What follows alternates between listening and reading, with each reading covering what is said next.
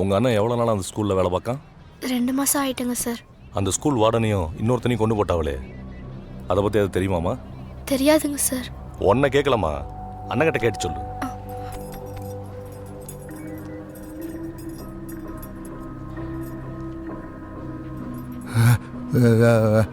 தெரியும்னு சொல்லுவ சார். அவன் கூட ஸ்கூலில் வேலை பார்க்க ஆளுவ அல்லது வெளியே ஆளுவ யார் மேலே சந்தேகம் இருக்கா கேளு.